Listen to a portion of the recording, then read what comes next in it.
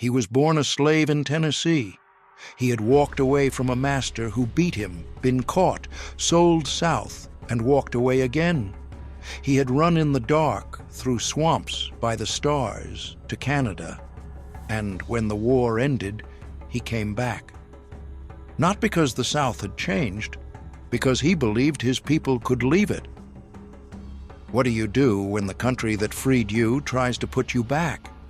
When the only place left to run is a flat, treeless land 1,000 miles away, and they call it a promised land, and you do not know if it is a promise or a trick? This is the story of the Exodusters, the story of the only town founded by freed African Americans west of the Mississippi River that still exists today. It is called Nicodemus. Before going further, subscribe to Western Pioneer Archives so you don't miss what's coming next in this series. And if you had been born into slavery, had tasted a decade of fragile freedom, and watched it torn away, would you have left everything you knew to chase a rumor of land on the far side of the Missouri? Let us know in the comments. To understand why tens of thousands of Black Americans packed their lives into carpetbags and bundles of quilts in the spring of 1879 and pushed for Kansas, you have to understand what Reconstruction was and what its ending did. After the Civil War, from roughly 1865 to 1877, the federal government attempted something unprecedented in American history. 4 million people who had been legally defined as property were suddenly defined as citizens. They were to vote. They were to hold office. They were to own land. They were to testify in court. They were to walk on the same streets as the men who had owned their mothers. For 12 years, in fits and starts, with federal troops stationed throughout the defeated Confederacy, that experiment limped along. Black men in Mississippi and South Carolina and Louisiana were elected to legislatures. Black senators went to Washington. Black schools opened in shotgun houses and church basements. Freed people contracted their own labor for wages. They married legally. They gave their children names they had chosen themselves. For the first time in 2.5 centuries on American soil, they were on the paper as people. And then, in 1877, it ended. A disputed presidential election the year before had produced a compromise in smoke-filled rooms that is now simply called the Compromise of 1877. Rutherford B. Hayes became president. Federal troops were withdrawn from the South, and with them went the thin shield that had stood between freed people and the men who had never accepted their freedom. The Ku Klux Klan and similar organizations, including the White League in Louisiana and rifle clubs across the Black Belt, operated with near total impunity. Lynchings increased. Voter intimidation became systematic. Black codes, which had been passed in the immediate aftermath of the war and then beaten back by federal intervention, returned in new forms. In parts of Mississippi, a black family could not legally rent land, let alone buy it. In much of the rural South, black political organizing could only happen in whispers at night, and its leaders were often the first to be shot. The economic cage tightened in lockstep with the political one. Sharecropping, the system that replaced slavery across much of the cotton-growing South, tied black families to white-owned land in a cycle of debt that they rarely escaped. The depression that followed the Panic of 1873 made it worse. White merchants and planters, facing their own collapsing margins, raised prices at the plantation stores and tightened interest rates on the credit they extended to black laborers. A cropper might work a full season and end the year owing more to his landlord than he had started with. In large stretches of Mississippi, fewer than one black worker in 100 owned land or a house. This is the world the Exodusters were trying to leave.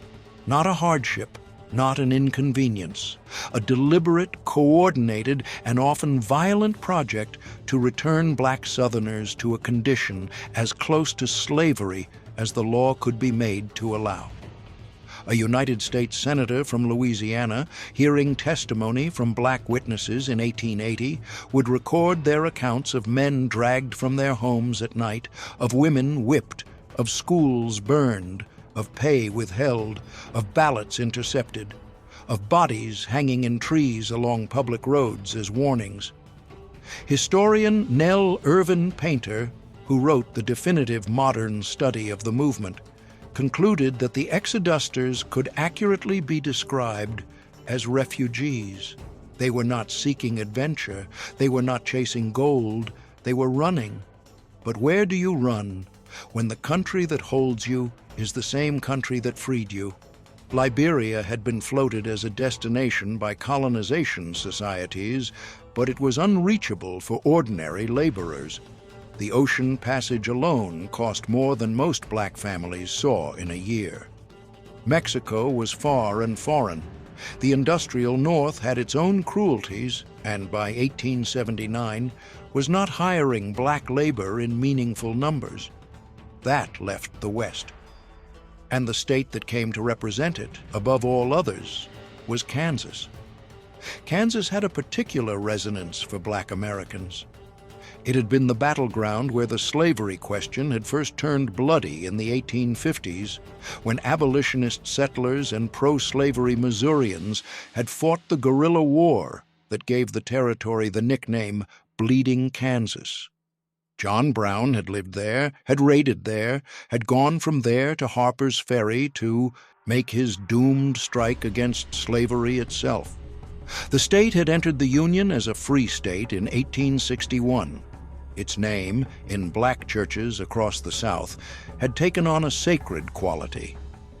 One man from Louisiana, writing to Kansas Governor John St. John in 1879, said he was anxious to reach Kansas because of the sacredness of her soil, washed by the blood of humanitarians for the cause of freedom. He meant John Brown. He meant the Free State settlers who had died at Osawatomie and Potawatomi. He was not speaking figuratively. There was a practical appeal, too. The Homestead Act of 1862, passed during the Civil War, allowed any adult head of household to claim 160 acres of public land in the West. If they lived on the claim and improved it for 5 years, the land became theirs. The price was a small filing fee and the sweat of turning prairie into farm.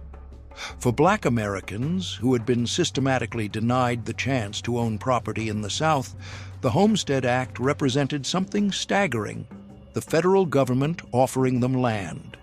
Actual, titled, unalienable land. The kind of thing a man could leave to his children. The kind of thing that could not be taken back when the sheriff changed. And Kansas was close. Compared to Oregon or California or even the Dakota Territory, Kansas was reachable by train and by steamboat along the Mississippi River to St. Louis and then overland by rail. Tickets were cheap enough that a working family might, with difficulty, save the fare. The upper Mississippi and lower Missouri were the arteries, and they flowed with enough persistence toward freedom. Or so the story went. What actually waited on the Kansas prairie was something more complicated than a promised land. It was a dry, treeless, wind-scoured high plain where the sod was so tough it broke plows and so deeply rooted that the first black settlers would dig their homes directly into the earth rather than try to fell the timber that wasn't there. It was a country where winter temperatures dropped to 20 below zero, where summer grasshopper swarms could strip a field of corn to bare stalks in an afternoon, where prairie fires could outrun a horse. It was a place where the nearest railhead might be 40 miles from the claim, where a sick child meant a 2-day ride to a doctor, where the only neighbors for the first winter might be a band of Osage hunters passing through. It was also a place where a black man could vote. where a black woman could hold title to land in her own name, where a black child could walk into a public school and be taught to read. The trade was real, and for the Exodusters, it was worth making. This is the story of how they made it, of the men who called them out of the South and the ones who tried to keep them in, of the towns they built and the ones the prairie defeated, of the small, stubborn settlement on the Solomon River that refused to die, and of what it cost to keep it alive. It begins, as most American stories of this era begin, with a man standing at a crossroads trying to decide whether his country could be believed. Benjamin Singleton is the name that survives. He is the one the newspapers picked up, the one who testified before a United States Senate committee, the one whose photograph, taken late in his life, shows a small, white-bearded man with a fierce, steady gaze. The Chicago Tribune would call him the Moses of the colored Exodus. He called himself, in the testimony he gave to the Senate in 1880, the whole cause of the Kansas migration. That was an exaggeration. It was also, in a narrower sense, not entirely wrong. Singleton had been born into slavery in Nashville, Tennessee, probably around 1809. He had worked as a cabinet maker, a trade that would have given him a relative degree of independence, hiring out his time and paying a share of his earnings back to the man who claimed him. He had run away multiple times, been recaptured, been sold further south, run again. He had reached Detroit, then Canada, and lived for a time in a community of escaped slaves. When emancipation came, he returned to Tennessee, and he watched with an increasing fury that eventually turned to something colder and more strategic what happened to his people after the federal government left. By the mid-1870s, Singleton was convinced that black Southerners had no future in the South. He began, quietly at first, to organize. He could not read. He could not write. His circulars and handbills had to be produced for him by others, but he had an instinct for public speech and an indefatigable willingness to travel, and he began to distribute printed flyers across Tennessee and Kentucky, advertising a new country in the West where land was cheap and where a man could live free of the lash and the rope. The flyers bore names like Real Estate and Homestead Association. They carried prices, dates, departure points. They carried the word Kansas in large black type. In 1873, he led a first party of about 300 freed people from Tennessee to the southeastern corner of Kansas to a place he called the Singleton Colony. It was not a success by any ordinary measure. The land was marginal, the settlers were chronically short of capital, and many of them drifted away within a few seasons to Topeka and other Kansas towns where wage work was available. But the colony established a principle, and more importantly, it established Singleton himself as a figure with credibility. He had actually done what he was asking others to do. He had moved. Over the next 5 years, he kept moving them.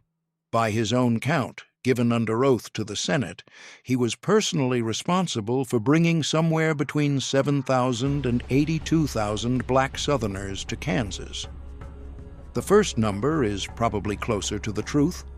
The second was, even for Singleton, an old man's boast in front of Washington senators who were already skeptical of him.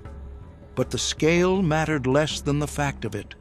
He was a black man, formerly enslaved, organizing a mass migration of his people without the permission, and largely without the attention, of either political party. He was doing what no one in the American political system had imagined could be done. He was voting with his feet, and he was teaching tens of thousands of others to vote the same way. At the same time, in Louisiana, another man was conducting a parallel campaign that would eventually feed into Singleton's. His name was Henry Adams. Adams had been born into slavery in Georgia around 1843, taken to Louisiana as a boy, and after emancipation had served in the United States Army. In 1870, while still in uniform, he helped found what was initially called the Committee, a clandestine network of black veterans and ministers and laborers in the parishes of northern Louisiana. Their original purpose was to collect information, to find out, as Adams put it in his own testimony, whether they were actually free or whether they were only paper-free.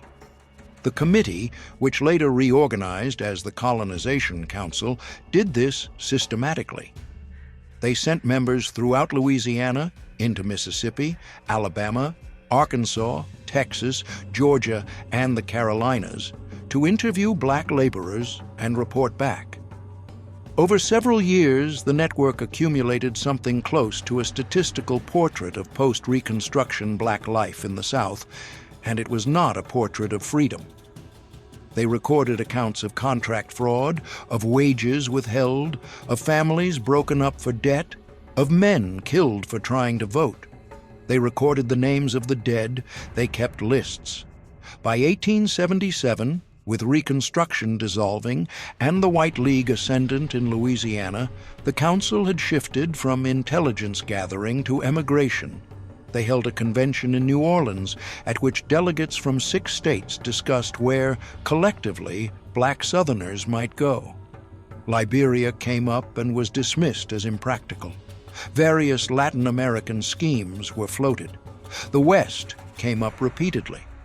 And when the meetings became full and public, and the council began circulating petitions and emigration lists throughout Louisiana, the response was staggering. By the time Senate investigators compiled the numbers, some 98,000 men, women, and children had signed onto the council's emigration rolls. 98,000 names on lists that Adams had to work to keep secret, because being on them was a death sentence in some parishes. Adams himself was driven out of rural Louisiana under threat and ended up in New Orleans, where he continued his work in a kind of internal exile. He would later testify before the same Senate committee that Singleton addressed, and his testimony, careful and documentary and backed by the council's records, would be one of the most damning accounts of Southern conditions ever put on the federal record. The Senate majority, dominated by Democrats, would ultimately ignore him, but the minority report, issued by Republican Senators William Windom of Minnesota and Henry W. Blair of New Hampshire, would take his evidence seriously, and through it, his voice would survive. Singleton and Adams never formally coordinated. Their movements grew up in parallel, one rooted in Tennessee and Kentucky, the other in Louisiana and the lower Mississippi Valley. But the effect was the same. By 1877, there was a critical mass of organized black emigration sentiment that no one in the South or the federal government had put there deliberately, and that no one was going to be able to turn off. The question was no longer whether black Southerners would move. It was where. Kansas was where. In the spring of 1877, in the town of Topeka, a small meeting was held that would have consequences no one in the room could have foreseen. A group of men, 6 of them black, 1 of them white, sat down to organize a land company.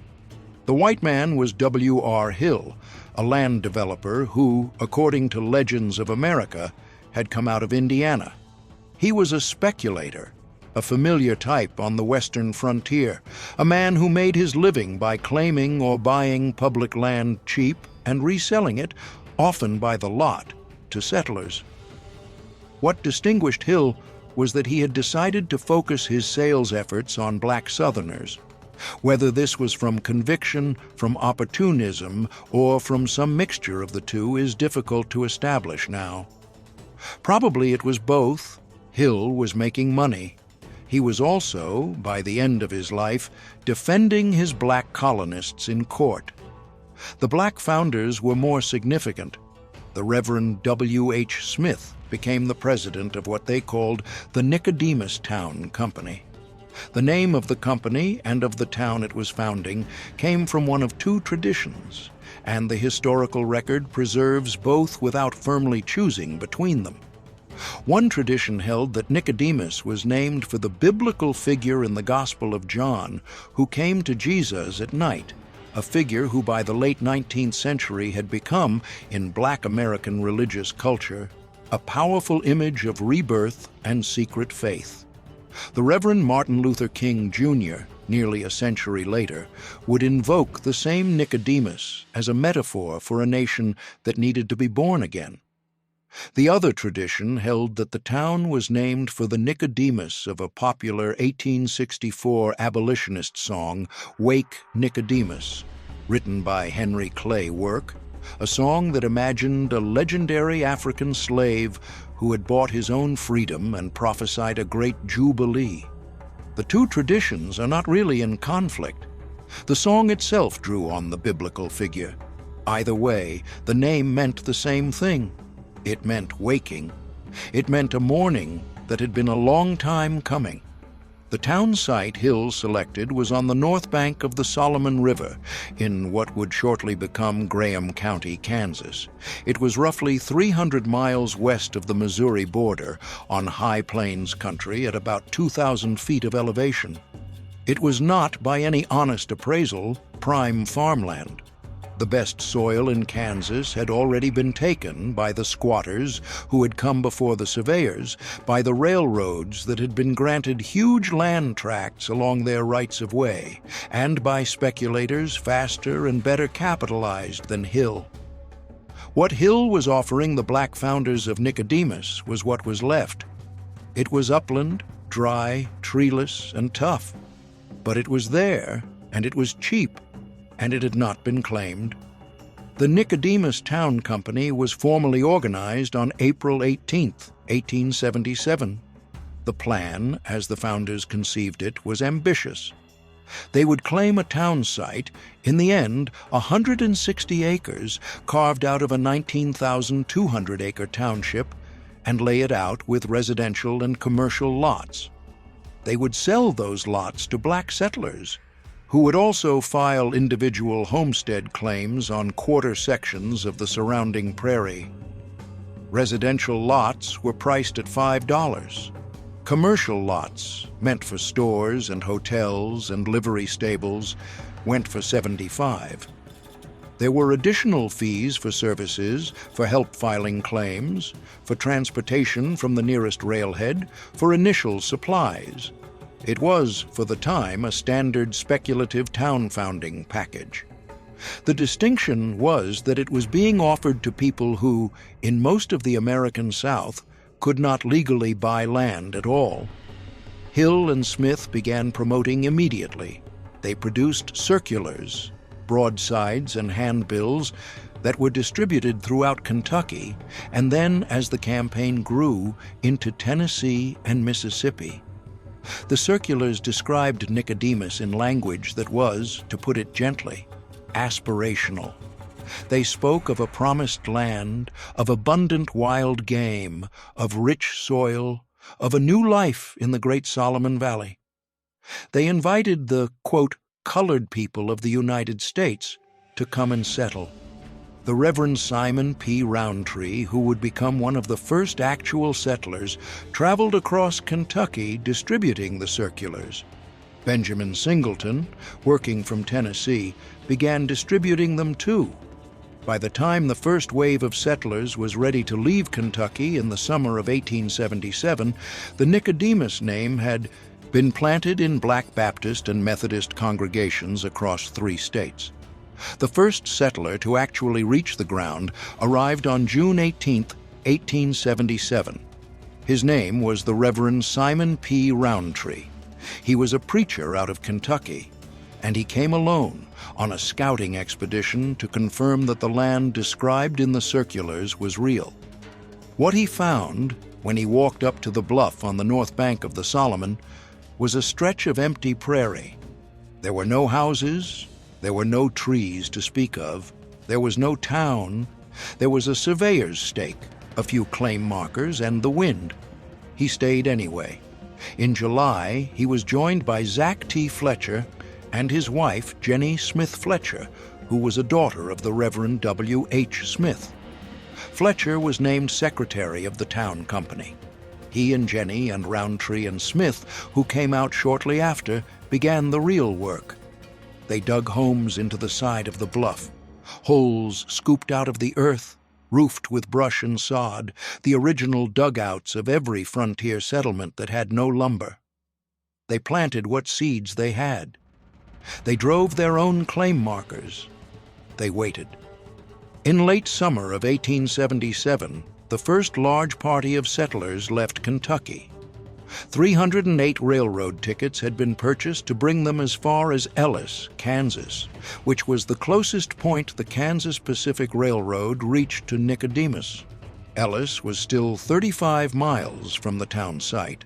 When the families stepped off the train at Ellis in September, carrying what few possessions they had been able to bring, blankets, cookware, seed corn, a few tools, children, they looked west at a horizon that offered no landmarks, and they began to walk. It took them the better part of a week to reach Nicodemus. What they found when they got there was Roundtree and the Fletchers and Smith standing on a prairie bluff above the Solomon River with a few holes in the ground to mark where the houses would be. Within a month of their arrival, a woman named Emma Williams, wife of Charles Williams, gave birth on the site. The child was the first black child born in Graham County. Nicodemus existed now in the ledger of the county clerk and in the ledger of her own body. There was a community, but there was not yet a harvest, and winter was coming. The winter of 1877 to 1878 was the test. It was, for the settlers of Nicodemus, the first of many tests, and it nearly broke them. The circulars had spoken of abundance, of game, of the Solomon Valley as a fertile paradise. What the settlers actually faced was a high plains winter on a piece of open prairie with insufficient provisions, with insufficient tools, and with no neighbors within reach to borrow from.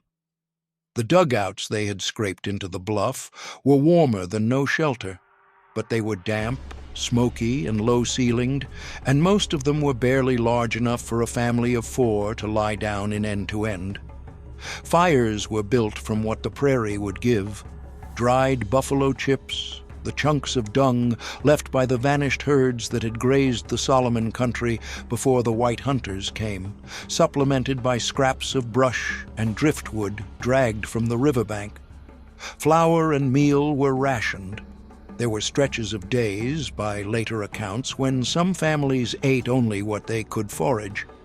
What saved many of them in that first winter was help from a direction none of the circulars had anticipated. The Osage Nation, whose ancestral hunting grounds had included the Solomon River country, still had people moving through the region. According to accounts preserved by the National Park Service and the Nicodemus Historical Society, Osage hunters brought the settlers food, firewood, and staples at critical points in that first winter.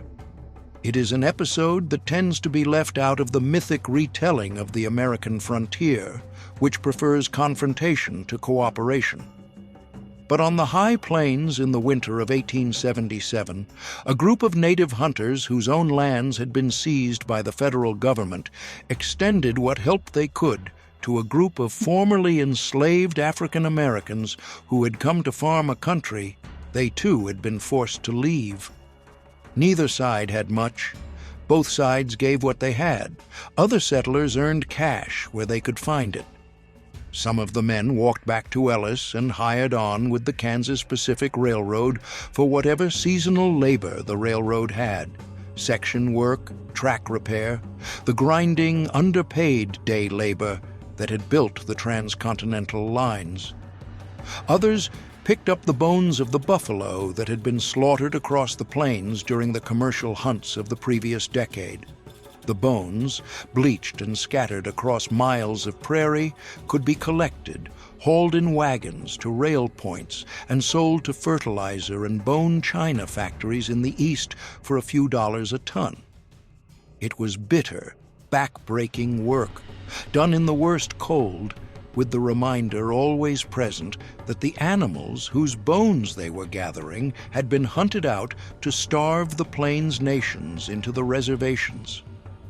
Every pound of bone the settlers of Nicodemus carted to Ellis was, in its way, a second-order casualty of the same expansion that had made their own presence on the Solomon possible. By the time spring broke in 1878, some of the original settlers had had enough. They turned around. They walked back to Ellis, bought tickets home to Kentucky or Tennessee, and rejoined whatever fragment of Southern life they had left. The stark, treeless prairie was not what they had been promised. The first sight of Nicodemus, a collection of smokes rising out of the ground on a bare bluff, with nothing a Kentuckian would recognize as a town, was enough to break the faith of a great many who had traveled 1,000 miles to see it. A woman named Williana Hickman, who arrived with her husband, Reverend Daniel Hickman, in the spring of 1878, later told the story of that first glimpse. When they came within sight of the town, she said, the men riding with them shouted, "There is Nicodemus!" She was ill, exhausted from the journey, and her first response was relief, because she believed she was about to see a town. She looked and said, "Where is Nicodemus? I do not see it."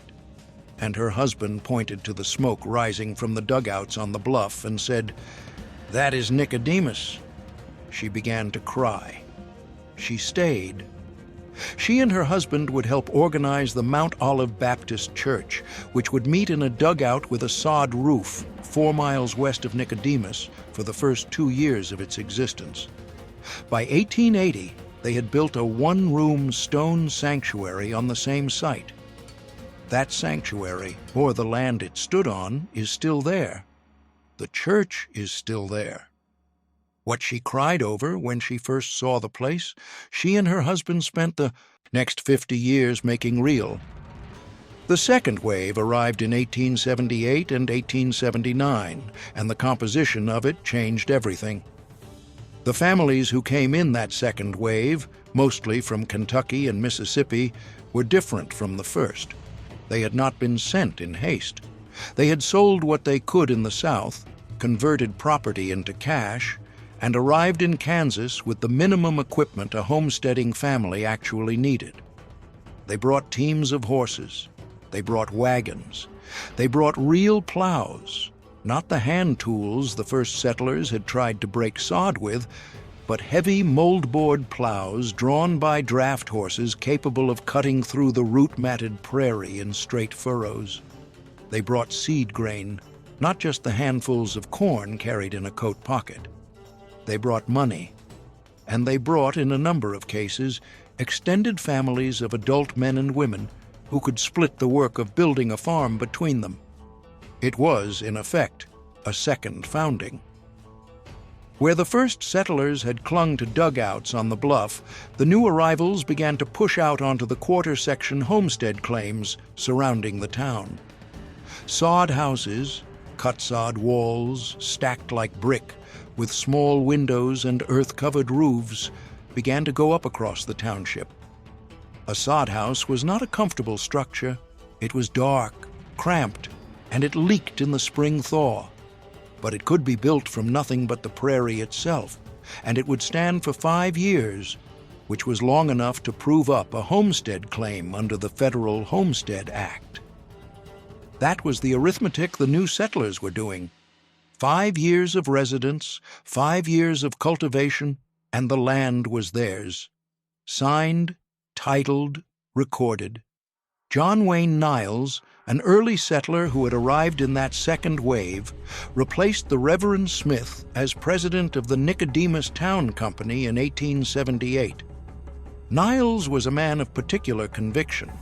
He would, within a few years, found what he called the Indemnity Party, an organization that explicitly advocated for reparations to be paid to the formerly enslaved, a position that was, in the political climate of the early 1880s, considered radical, bordering on fantastical. But as president of the town company, Niles made a series of decisions that shaped what Nicodemus would become. He stopped soliciting charitable relief from outside communities. He emphasized in letters and circulars self-sufficiency and industry. And he made a decision that, in retrospect, marks one of the most telling and complicated moments in the town's history. He decided that Nicodemus did not want to become a destination for the Exodusters. That decision needs to be understood in context. Nicodemus was founded in 1877. The Great Exodus of 1879, the mass migration that gave the Exoduster movement its name, had not yet happened. When it did happen, Nicodemus was already 2 years old, already struggling through the ragged early years of its existence, and still short of capital, equipment, and settled farms. Niles and the other leaders of the town feared, according to accounts compiled by the National Park Service, that an influx of thousands of desperately poor, unequipped refugees from Mississippi and Louisiana would swamp the fragile community and turn it into a relief camp rather than a self-governing town. They wanted homesteaders. They did not want a crisis they could not feed. This puts Nicodemus in a complex position inside the larger Exoduster narrative. The town is routinely described, including in many popular retellings, as the flagship Exoduster settlement, the place where the Exodus ended and the Promised Land began. The reality is more nuanced. Nicodemus was founded by a movement that preceded the Exodus.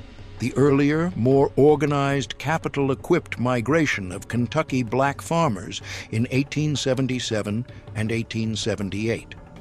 The Exodus of 1879 was its own phenomenon, rooted in Louisiana and Mississippi rather than Kentucky, carrying a population that was poorer and more desperate, and largely heading not to Nicodemus, but to the urban centers of eastern Kansas, Topeka, Atchison, Wyandotte, where domestic and wage work was actually available.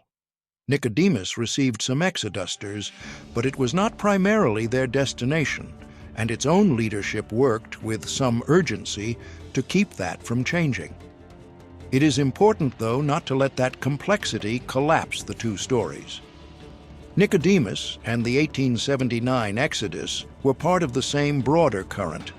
They shared the same sources: the collapse of Reconstruction, the terror of the White League and the Klan, the economic trap of sharecropping, the promise of the Homestead Act, the symbolic weight of Kansas.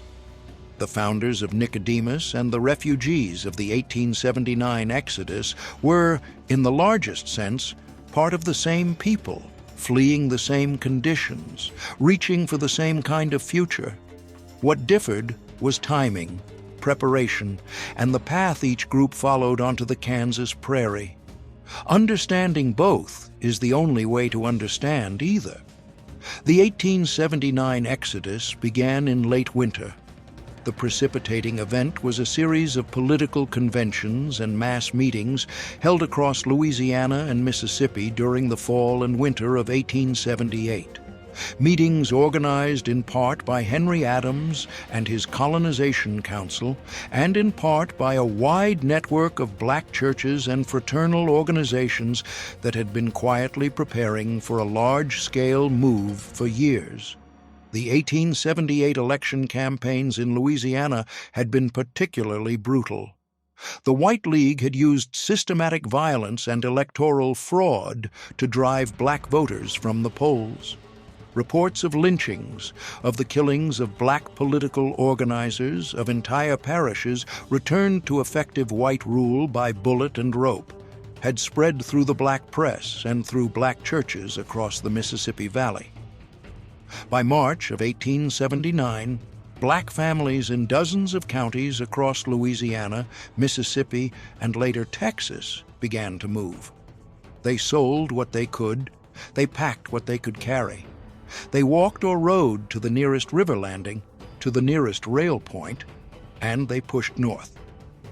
Sometimes they went in groups of 5 or 10, a few families pooling resources.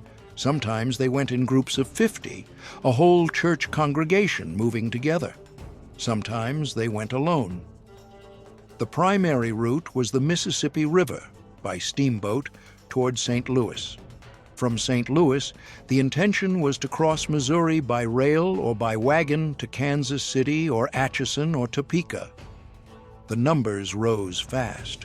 The Colored Relief Board in St. Louis, which was organized by the city's black churches to try to absorb the influx, later estimated that around 20,000 Exodusters reached St. Louis between early 1879 and mid-1880.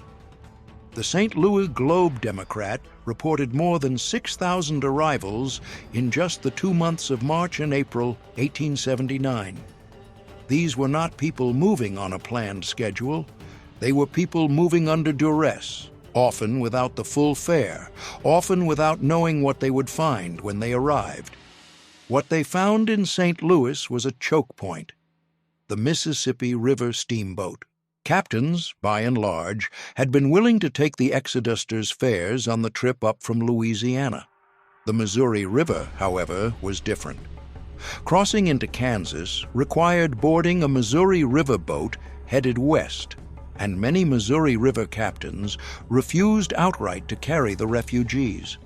Some cited overcrowding, some cited pressure from Southern planters who were, by the spring of 1879, openly complaining to rail and boat companies about the loss of their labor force. Whatever the reason, thousands of Exodusters found themselves stranded on the levees of St. Louis with no way forward and no way back. They slept in warehouses. They slept in church basements. They slept on the docks.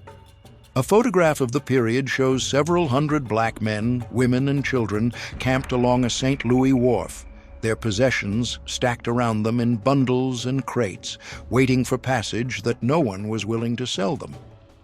The St. Louis black community at this point stepped up in ways that have not always gotten the credit they deserve.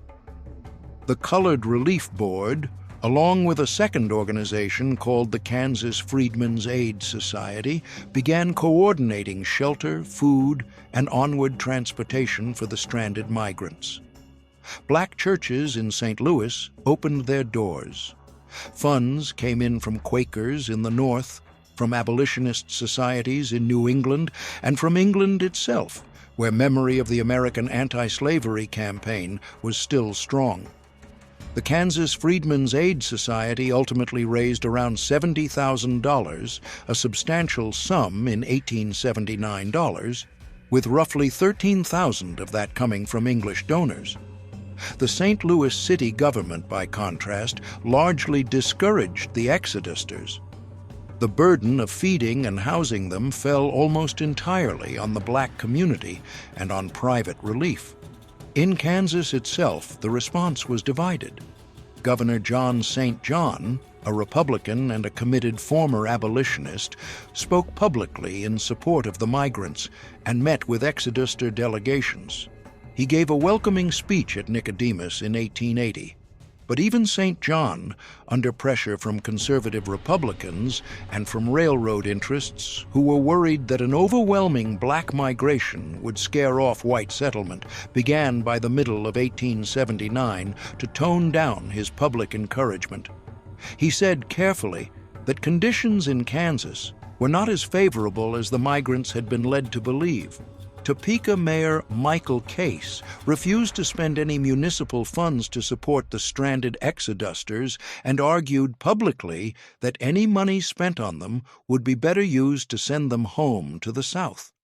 A few Kansans went the other direction. White Quaker congregations and Republican church networks in Topeka, Lawrence, and Atchison organized relief committees. Food was distributed, temporary housing was arranged. Jobs, mostly in domestic service and day labor, were found for those willing to take them. A black settlement called Tennessee Town grew up on the outskirts of Topeka, housing migrants who had given up on rural homesteading and settled for wage work in the city. It was not what Pap Singleton had envisioned. It was not 40 acres and a mule. But for thousands of families, it was a start. Meanwhile, out on the Solomon River, Nicodemus was quietly growing. By 1880, the town had reached something close to 500 inhabitants by some accounts, and something close to 600 at its earlier 1878 peak, according to others. The historical sources differ on the exact number, and the population fluctuated across years as new arrivals came in and others gave up and moved on, but the scale is consistent. Nicodemus had become, within 3 years of its founding, a real town. It had a bank. It had 2 hotels. It had 3 churches: the Baptist congregation founded by the Hickmans, the African Methodist Episcopal congregation that would build its first stone sanctuary in 1887, and a 3rd congregation that met in a private home. It had a drugstore. It had 3 general stores. It had a school. It had approximately 12 square miles of cultivated land stretching out from the town center. It had, in other words, arrived. And it had leaders who were doing things that, even by the standards of Kansas in 1880, were remarkable. Zach Fletcher and his wife Jenny Smith Fletcher built in 1880 a complex of buildings that would anchor the town for the next half-century. The St. Francis Hotel, a stable, a livery operation, the post office, and the school were, at various times, all housed in structures Fletcher constructed. He was the town's first postmaster. Jenny Smith Fletcher became the first postmistress and the first schoolteacher. She was a charter member of the African Methodist Episcopal congregation. The complex the Fletchers built came to be known as the Fletcher Switzer House because it was later inherited by a nephew named Fred Switzer, and it still stands in Nicodemus today, a 1.5-story frame building on what had once been the raw prairie bluff. Edward P. McCabe arrived in Nicodemus in 1878. He was a black man from New York who had come west to pursue what opportunities the frontier offered, and he found them in Graham County. He was appointed county clerk of Graham County shortly after his arrival. In 1882, he was elected as state auditor of Kansas, and he took office in January of 1883. When he did, he became the first African American to hold a major statewide office anywhere in the United States outside the states that had seen Reconstruction governments. He was re-elected to a second 2-year term in 1884 and served until January of 1887. A black man elected twice by a predominantly white electorate to a major state office, in a country where in many places black voters were being driven from the polls by bullet and rope. This was what Nicodemus had made possible. This was what the move to Kansas had been for. McCabe would later leave Kansas. In 1890, facing declining opportunities for black political advancement even in Kansas, he moved to the Oklahoma Territory, where he tried to organize a new all-black state. That effort failed, but McCabe's career through Nicodemus and Topeka, and eventually Oklahoma Territory, tracks the full arc of post-Reconstruction black political ambition in the West. He was born in a country that would not let him vote. He lived long enough to be appointed a state auditor. He died in 1920, having seen the high watermark of black political participation in the West recede as thoroughly as it had receded in the South. The town itself kept building. In March of 1887, voters in the Nicodemus Township approved a bond issue of $16,000, which was a substantial sum, the equivalent of several $100,000 in present-day money, to be used to attract the Union Pacific Railroad to extend a line through the town. Similar offers were made to the Missouri Pacific and the Atchison, Topeka, and Santa Fe. Rail connection in 1887 was the difference between a town that would grow and a town that would shrivel. Every settlement on the Kansas plains knew it. A railhead meant that wheat could be shipped east at a profit, that manufactured goods could be shipped in at reasonable cost, that mail and newspapers and visitors and new settlers could reach the town in hours rather than days. A town without a railroad was a town on borrowed time. Before the railroad question became decisive, though, Nicodemus had one more moment of national attention. In January of 1880, the United States Senate convened a special committee to investigate the causes of black migration from the South to Kansas. The committee was chaired by Senator Daniel Voorhees of Indiana, a Democrat. The Democratic majority on the committee was openly hostile to the migration and was looking from the start for evidence that the exodus had been manufactured by Republican political operatives to pack swing states for the 1880 presidential election. The Republican minority, including Senators William Windom of Minnesota and Henry Blair of New Hampshire, was looking for evidence of the Southern conditions that had driven the migration in the first place. Over the course of several months, the committee interviewed more than 150 witnesses. Both Benjamin Singleton and Henry Adams testified, and their testimony, preserved in the official Senate record, is one of the most important documentary sources we have for what the Exoduster movement actually looked like from the inside. Singleton was sharp and proud and, in the opinion of the Democratic senators, exaggerated. He claimed to have personally organized the migration of some 82,000 people from Tennessee and Kentucky to Kansas, a number that even his own biographers find inflated. But his broader claim that the impulse to leave was black-originated, that it was not produced by Republican Party operatives, that it came from the conditions of the South and not from outside agitation, was consistent with all other testimony gathered by the committee. He said directly that the time had come for black Southerners to take their lives and their labor somewhere they could keep it. He said Kansas was that place. He said he was not, and had never been, acting at the direction of the Republican Party. Adams was different. Adams was quiet, specific, and documentary. He brought the records of the Colonization Council. He read into the Senate record the names of black men killed in Louisiana parishes. He gave counts. He gave dates. He named the rifle clubs and the White League units responsible. His testimony was, for the Democratic majority, deeply inconvenient because it was accurate and impossible to dismiss as political rhetoric. He was a veteran, he was a careful reader, and a careful record keeper. And when he said that 1,000 black men had been killed for attempting to vote in northern Louisiana in the years following 1876, he had the lists to back it up. The committee's majority report, issued in 1880, essentially dismissed the testimony of Adams and Singleton and other black witnesses. It concluded that the migration had been produced by outside agitators and Republican political interests, that the Southern conditions described by the migrants had been exaggerated, and that no federal action was necessary. The minority report, signed by Windom and Blair, took exactly the opposite position. It reproduced the testimony of black witnesses in full. It cited the specific killings and intimidations that had been documented. It called for federal protection of black voting rights and federal support for black emigration. It had no force legislatively. The Democratic majority in Congress ensured that no meaningful aid package for the Exodusters would pass.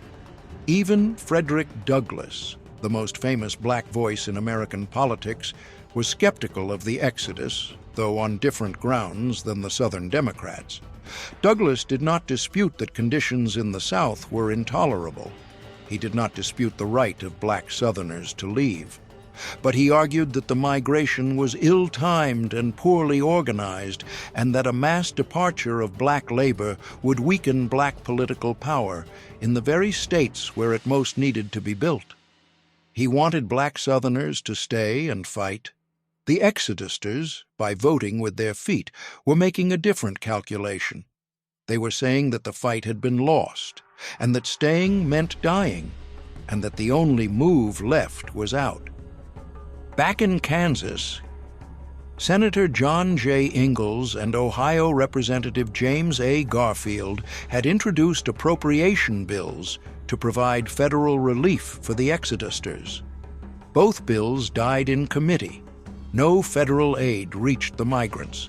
The support that sustained them came from the black churches of St. Louis, from Quaker congregations in the Midwest, from philanthropists in New England and in England, and from the black-led communities they were trying to build in Kansas itself. The United States government, having freed them in 1865, had at this point, 15 years later, washed its hands of them again.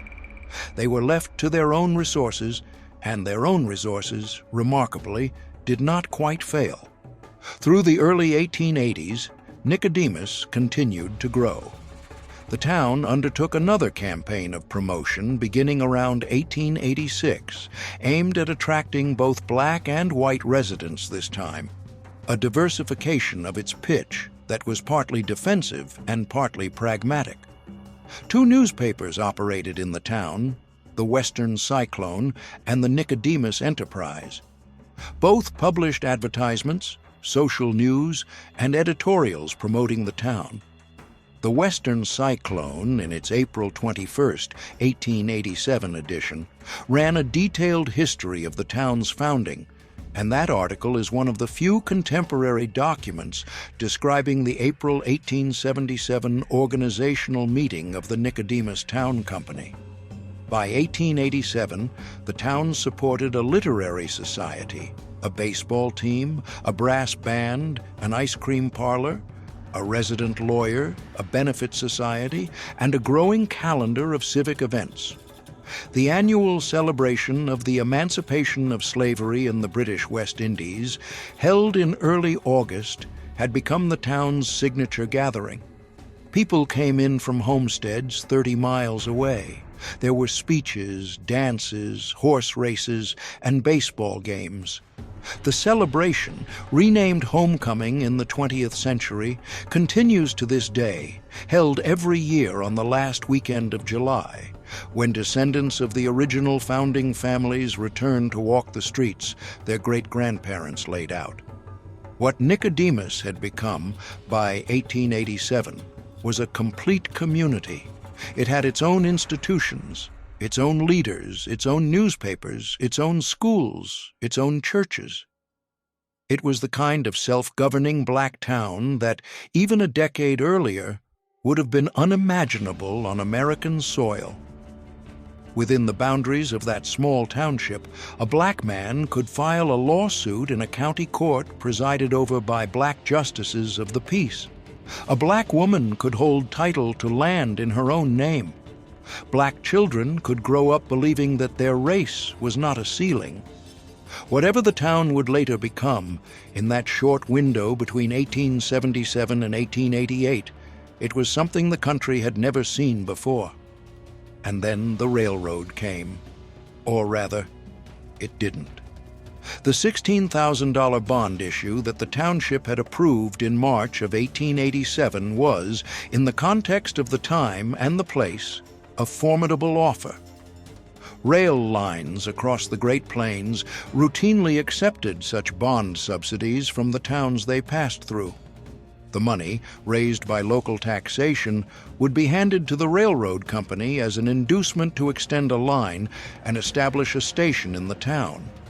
3 railroads were in the bidding at various points: the Missouri Pacific, the Union Pacific, and the Atchison, Topeka, and Santa Fe.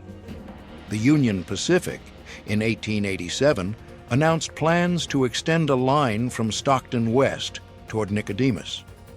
For a brief period in the spring and summer of that year, it looked as though Nicodemus was going to get its railroad. Then the deal collapsed. The town and the railroad failed to agree on the specific financial terms of the subsidy. Accounts of the negotiation are thin, but the substance of the dispute appears to have been that the railroad wanted more than the bond issue could provide, and the town leadership was either unwilling or unable to increase the package. The Union Pacific withdrew its offer. In 1888, the line was completed. 6 miles south of the Solomon River and 6 miles south of Nicodemus. A new town called Bogue was platted at the railhead. It was a white town backed by the railroad's own land company, and it began immediately to drain Nicodemus dry. The merchants of Nicodemus had no choice. A general store whose goods had to be wagoned 6 miles over unimproved prairie road from the railhead could not compete with a store that sat directly on the rail line. Hotels suffered similarly. Travelers arriving by train in 1888 stepped off in Bogue, not in Nicodemus.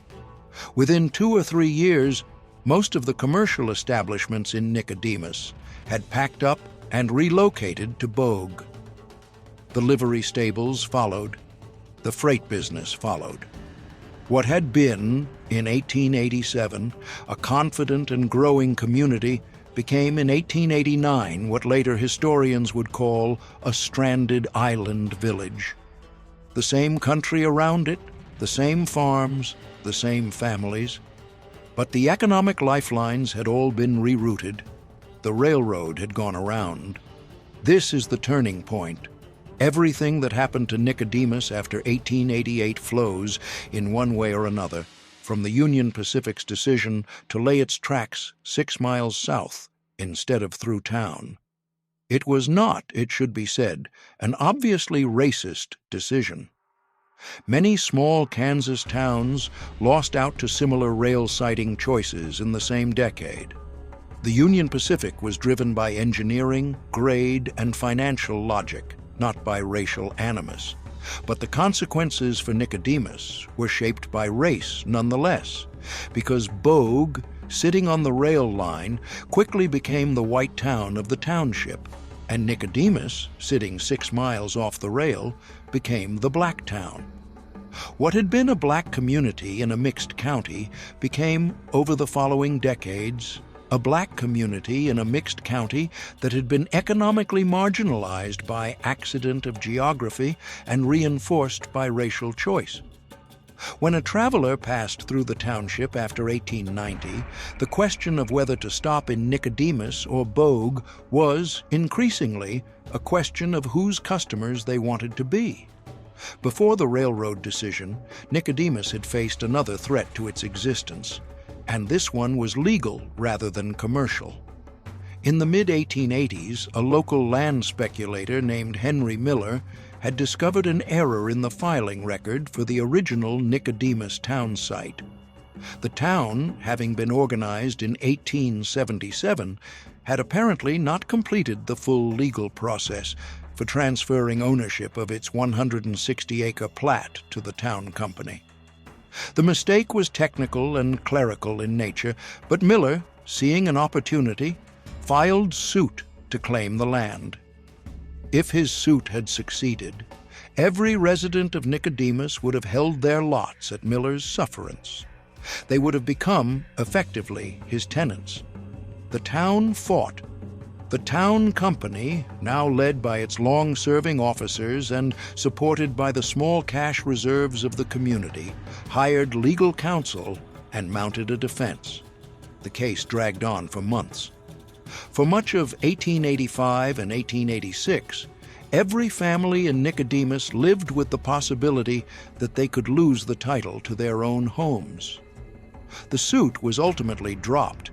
The technical defects in Miller's claim, upon closer examination, turned out to be more serious than those in the towns.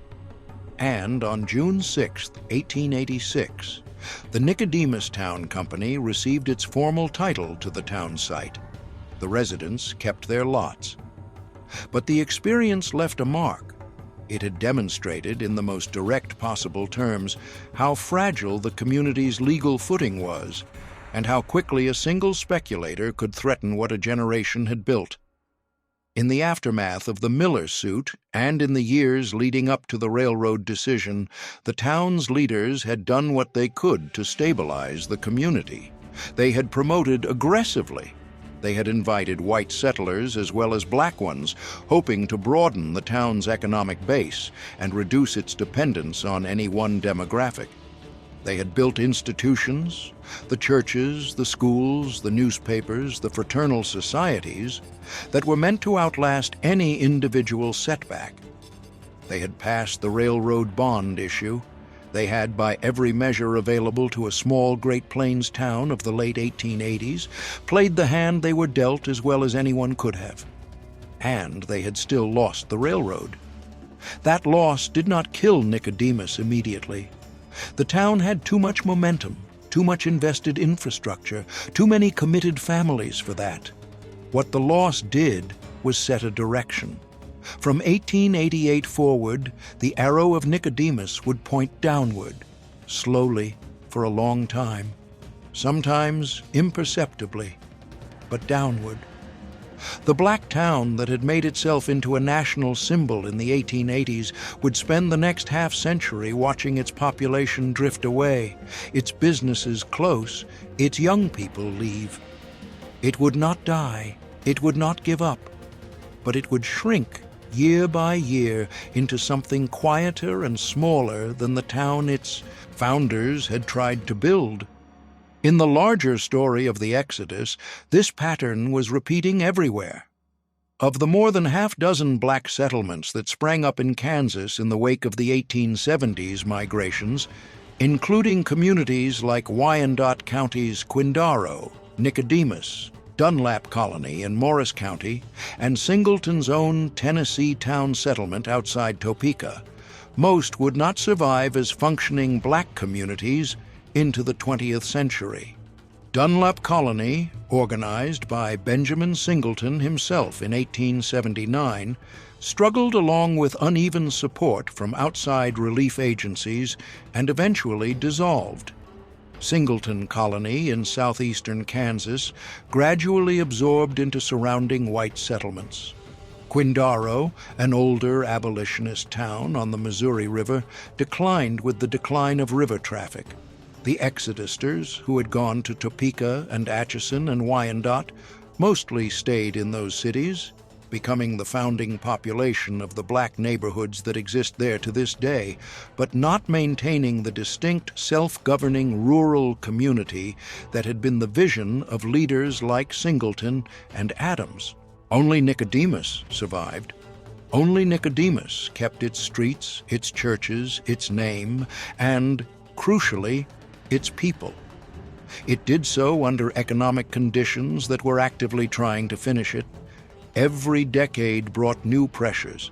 Every generation saw more families pack up and move away. But every decade, there was also a core group who stayed, who held the land, who rebuilt the church roof one more time, who kept the post office open one more year. That core, small and stubborn, is what carried the town forward. It is what we see today when we look at Nicodemus on a map. The decline of Nicodemus was not a single event. It was a long erosion measured in decades, and it is worth walking through carefully because the way a community dies is as much a part of its story as the way it was born.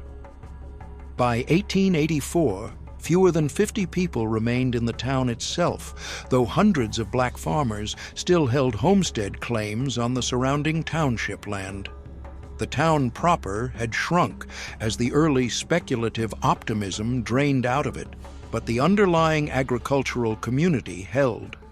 By 1890, after the railroad loss and the related business exodus to Bogue, the numbers had stabilized at something lower but more durable, a town of several dozen with a surrounding farming population that varied with the seasons and the harvests. The churches kept meeting, the schools kept teaching, the newspapers kept printing. The homecoming celebration each August drew hundreds of participants from across the surrounding counties and, over time, from the cities where former Nicodemus families had resettled. The 1920s were, in some ways, the last good decade. Farmers in the Nicodemus Township were cultivating between 50 and 1,000 acres each, a wide range that reflected the different scales at which different families operated, but a range that meant the community had both small independent farmers and substantial operators. Wheat which had replaced the corn and subsistence crops of the earliest years as the dominant commercial crop, was bringing decent prices.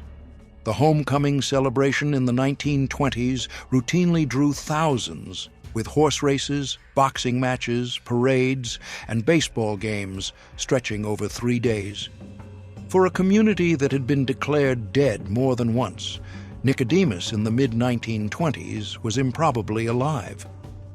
In 1921, Fred Switzer, the great-nephew whom Zach and Jenny Fletcher had raised as their own son, married a woman named Ora Wellington.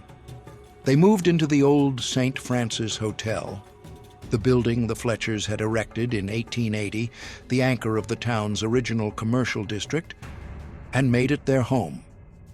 The Fletcher-Switzer House, as it was increasingly called by then, became a kind of living museum of Nicodemus history while still functioning as a family residence.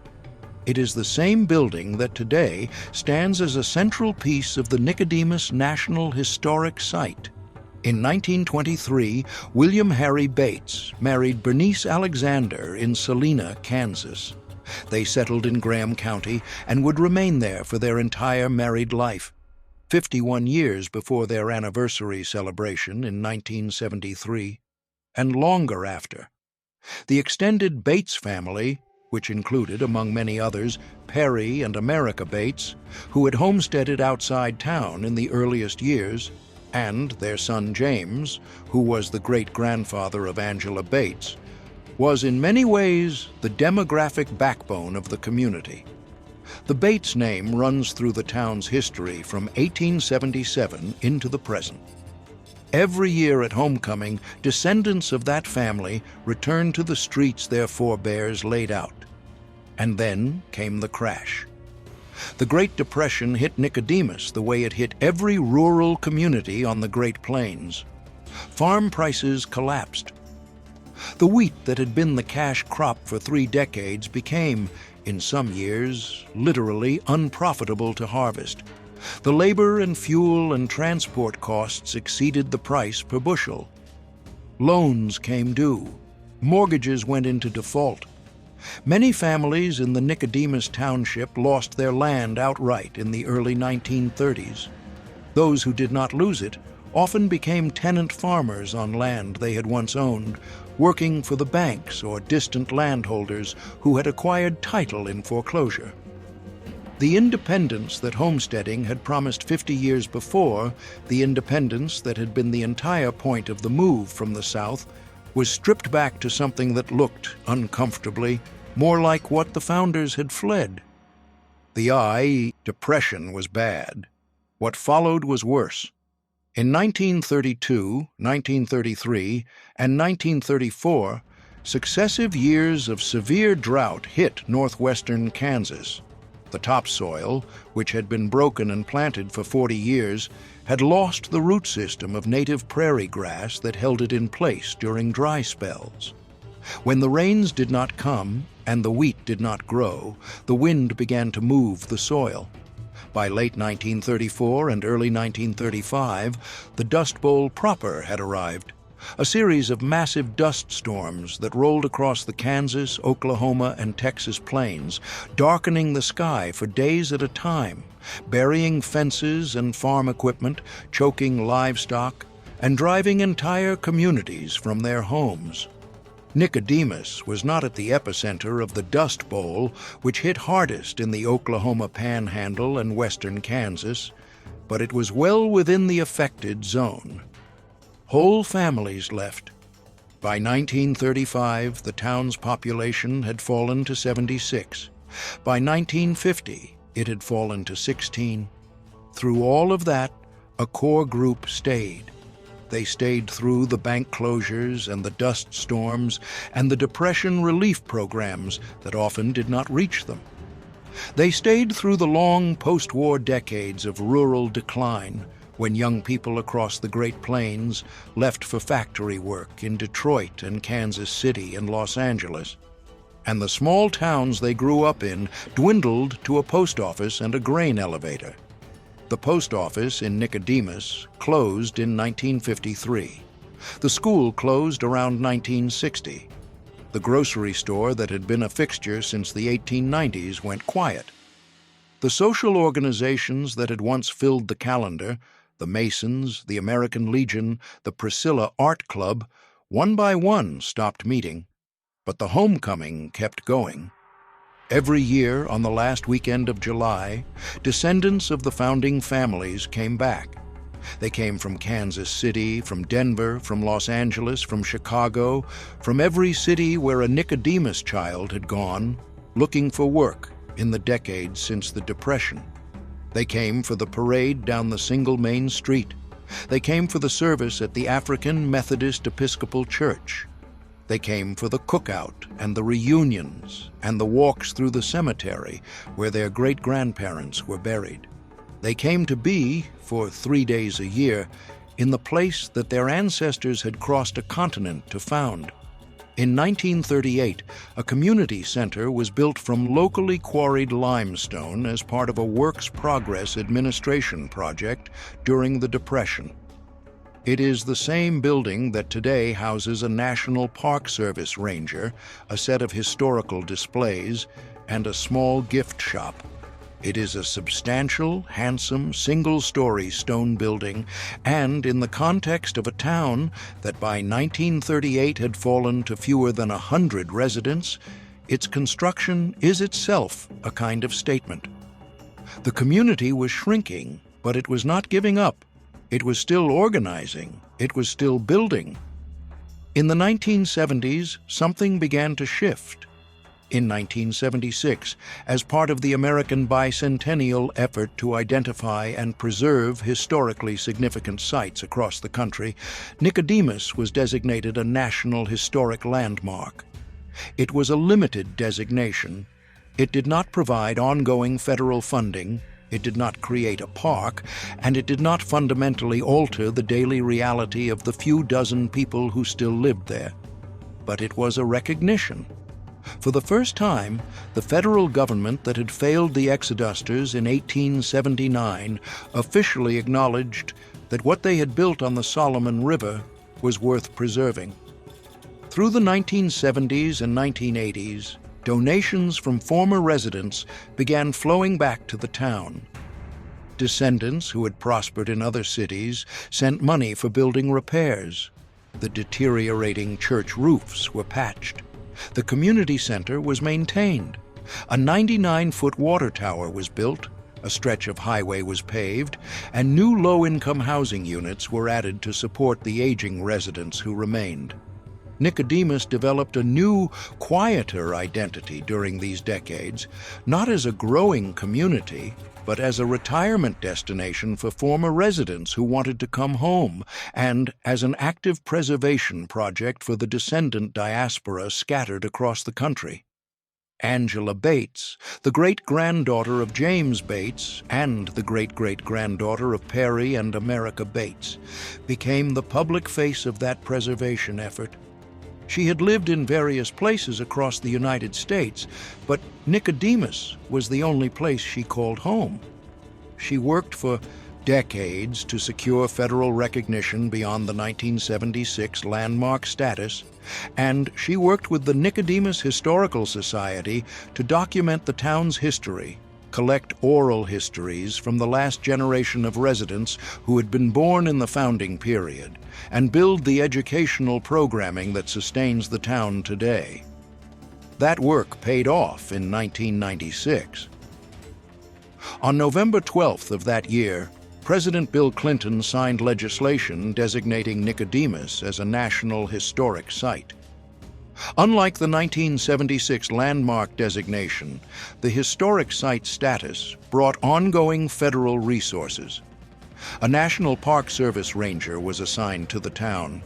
A visitor center was established in the old community center.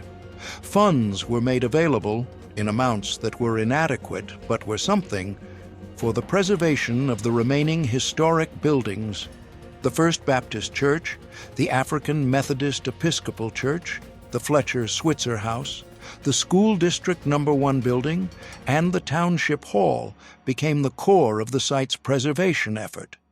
The work has been slow, As recently as 2018, some of the historic buildings were in such poor structural condition that they could not be safely opened to the public.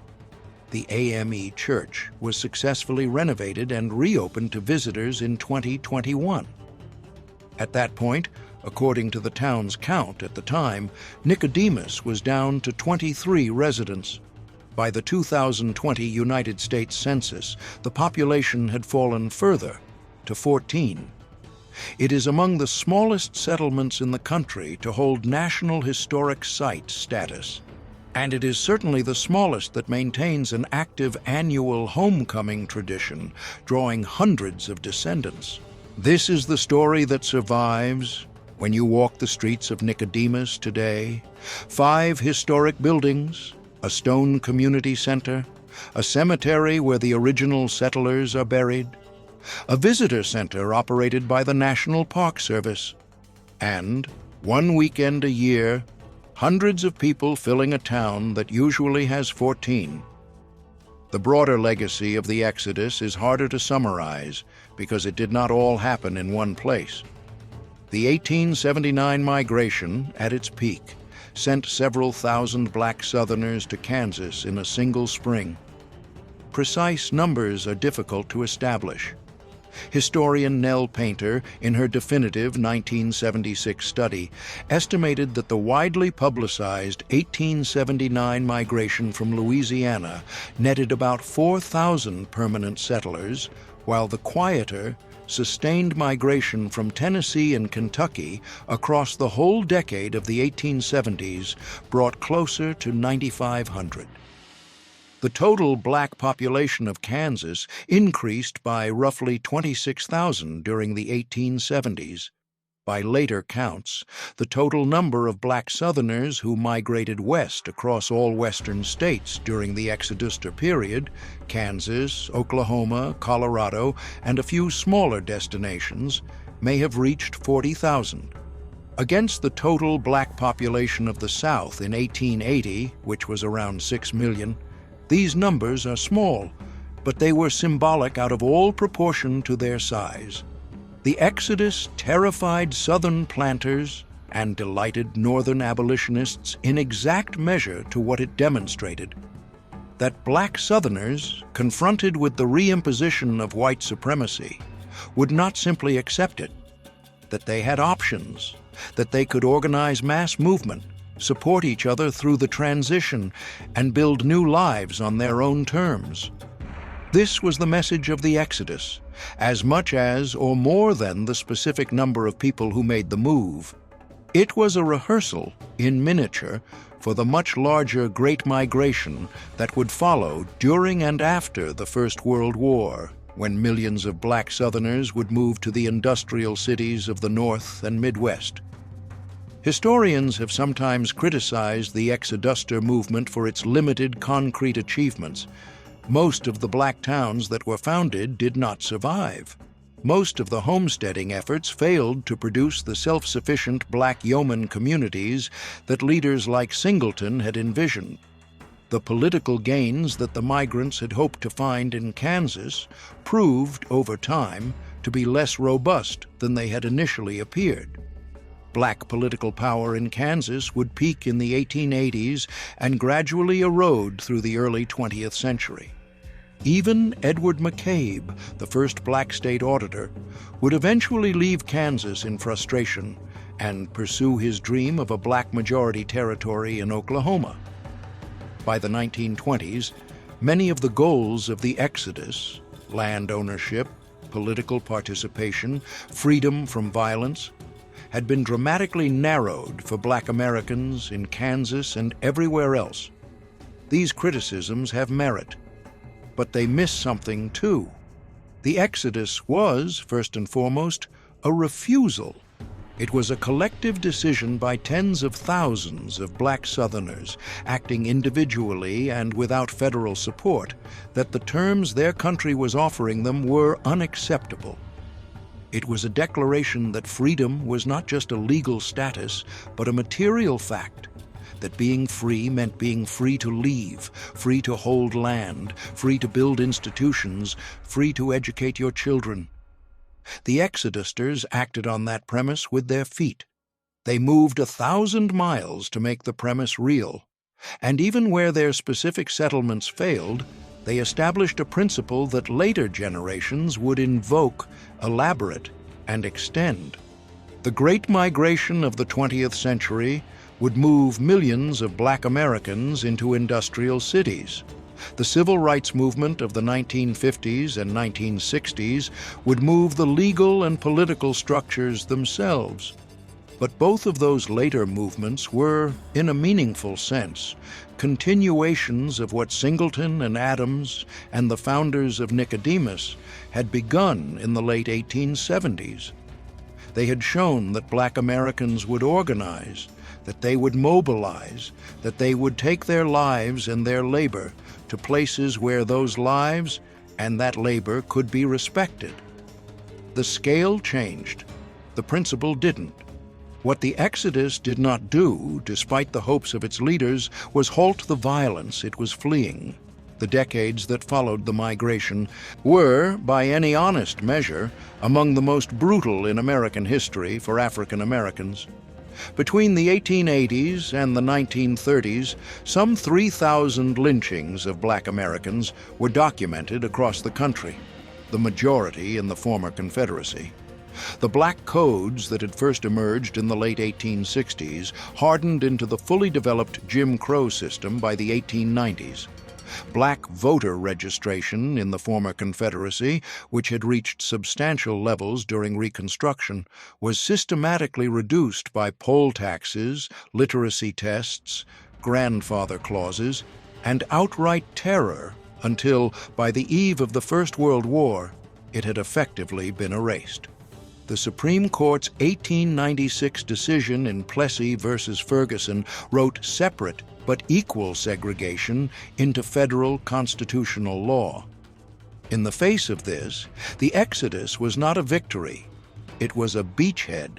It was the first mass demonstration that Black Americans would not accept the terms of post-Reconstruction life, and it pointed toward the much larger demographic shift that would come a generation later. It carried, in its founding communities like Nicodemus, a template for what Black-governed life could look like when given even marginal space to operate. That template was preserved, imperfectly and partially, across the long decades of Jim Crow, and it was there, in the churches, in the historically Black colleges, in the fraternal societies, in the small towns like Nicodemus that refused to quit when the civil rights movement began to build on it in the middle of the 20th century. There is also a harder truth that needs to be included in any honest account of this history, and it concerns the land itself. The Kansas prairie that the Exodusters homesteaded had not been empty when they arrived. It had been, for centuries, the territory of the Plains nations, the Osage, the Kansa, the Pawnee, the Cheyenne, the Arapaho, the Kiowa, the Comanche. The federal government had cleared the land through a combination of treaties, treaty violations, and military force. The Osage, whose hunting range had included much of the Solomon Valley, had been displaced to the Osage Reservation in Indian Territory, in what is now northern Oklahoma, in the early 1870s. The Homestead Act, under which the Nicodemus settlers filed their claims, existed because the federal government had, by force and by treaty coercion, taken the land from its previous inhabitants and declared it public domain. The Exodusters did not do this.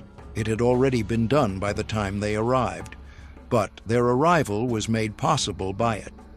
They came to Kansas as part of the same broad wave of westward settlement that was, in the same decades, completing the dispossession of native peoples across the Great Plains. In 1877, while the first settlers at Nicodemus were digging dugouts on the bluff above the Solomon, the Nez Perce were being chased across Montana by the U.S. Army in the last of the Great Resistance Wars. In 1879, when the Exodusters were being stranded in St. Louis, Chief Joseph and his people were being held as prisoners of war in Indian Territory. The frontier that was being opened to freed black Americans was being closed to native ones.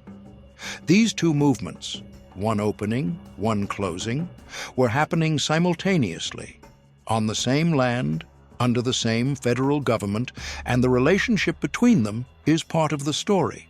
It is worth returning, then, to the moment of that first winter on the Solomon River, when Osage hunters passing through the area brought food and firewood to the starving black settlers in their dugouts. Neither group had a comfortable relationship with the federal expansion that had brought them there. Both were, in different ways, its victims. The Osage had been forced off the land. The Exodusters had been forced off their lives. That either group had the generosity, in that moment, to share what little they had with the other is one of the most human moments in the whole long sweep of American frontier history.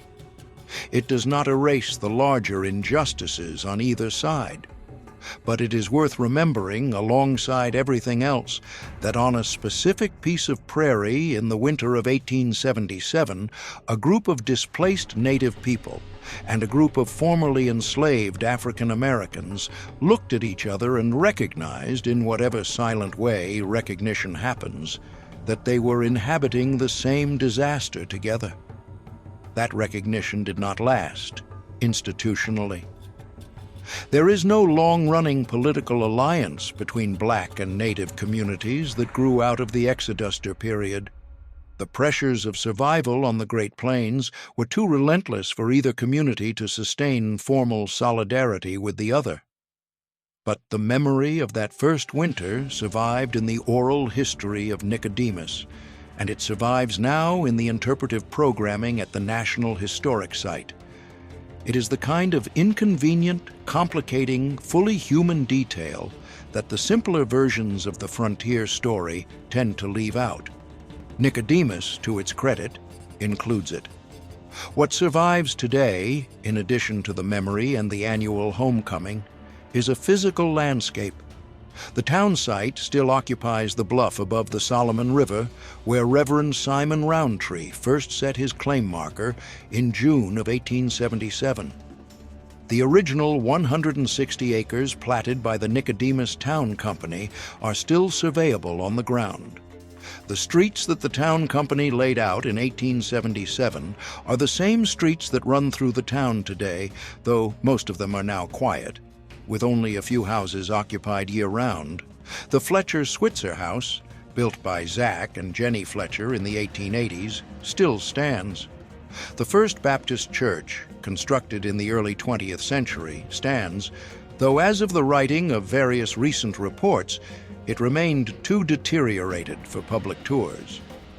The African Methodist Episcopal Church, restored and reopened in 2021, is open to visitors. The Township Hall, a simple frame building that served as the civic center for generations, still stands. The Nicodemus School District No. 1 building, which was the town's schoolhouse for decades, still stands. The Stone Community Center, built by the WPA in 1938, is the National Park Service Visitor Center with exhibits, a ranger, and a modest gift shop. The cemetery, which sits on a slight rise north of the town, contains graves marked with the names of the families who built Nicodemus: Smith, Fletcher, Roundtree, Hickman, Switzer, Williams, Bates, Alexander, and many others. Some of the markers are elaborate, many are simple. A handful have no marker at all, their locations known only from the oral history of the community. Walking the cemetery is walking the town's genealogy. Every name on a stone connects to a family that, in most cases, still returns every year for homecoming. The town produced people who went on to significant careers beyond its borders. Edward P. McCabe, the first black state auditor of Kansas. John Wayne Niles, the long-serving town company president and advocate of reparations. Verrill Switzer, born in Nicodemus in 1932, played professional football for the Green Bay Packers for 2 seasons in the 1950s, and went on to the Canadian Football League and a distinguished career as a university administrator and civil rights figure. Dale Alexander, born in 1949, became an American sprinter of some national prominence. Lulu Craig, born in 1867, lived to be 104 years old and wrote a manuscript history of the black and native peoples of the Nicodemus area, preserved now in the special collections of the University of Kansas. These are the kinds of lives that a town of a few hundred people can produce when it gives its children the basic conditions: schools, churches, a stable home, a name to carry forward, that the Exodusters had been denied in the South. The story of Benjamin Singleton and Henry Adams and the Exodus did not end with the 1880 Senate investigation or with the completion of the Union Pacific's tracks at Bogue. Both men lived into the 1890s, continuing to organize and to speak for black emigration in various forms. Singleton, in his final years, became increasingly interested in the idea of black emigration from the United States entirely, first to Cyprus, then to Liberia, then to South America. He gave up on Kansas and on the United States as a sustainable home for black Americans. He died in 1900 in the home of one of his relatives, having outlived the first and most ambitious phase of his own movement. Henry Adams faded from public view after the Senate testimony, and the historical record of his later life is thin. He appears to have died sometime in the late 1880s or early 1890s in Louisiana, though precise dates are not available. The papers of the Colonization Council, which had once contained documentation of black Southern conditions and the names of organized emigrants, were largely dispersed or lost after his death. Edward McCabe, after leaving Kansas in 1890, spent the rest of his life in Oklahoma trying to build a black majority state. He promoted migration, founded newspapers, and developed the all-black town of Langston, Oklahoma, which, unlike Nicodemus, succeeded in attracting a substantial ongoing black population and which still exists as a predominantly black college town today, home to Langston University. McCabe's vision of a black majority state never materialized. The timing was wrong, the federal government was no longer willing to support such a project, and the surrounding white settler population resisted. But his work in Oklahoma helped produce a network of black towns: Boley, Langston, Clearview, Tatum's, Taft, Redbird, and others, that in the early 20th century served as refugees and cultural centers for black Americans across the Southern Plains. Many of those towns still exist today in reduced form, though most of them, like Nicodemus, are museums of themselves more than functioning communities. The Dunlap Colony that Singleton had helped organize in 1879 in Morris County, Kansas, drifted into decline through the 1880s and 1890s and was essentially gone by the turn of the century, its remaining black residents absorbed into surrounding communities.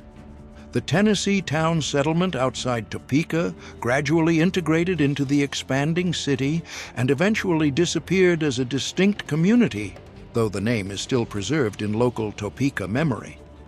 Quindaro, the older black community in Wyandotte County that predated the Exoduster movement, declined with the shifting of regional economic activity away from the Missouri River and was essentially dead by the early 20th century, though efforts to preserve its archaeological remains continue to this day.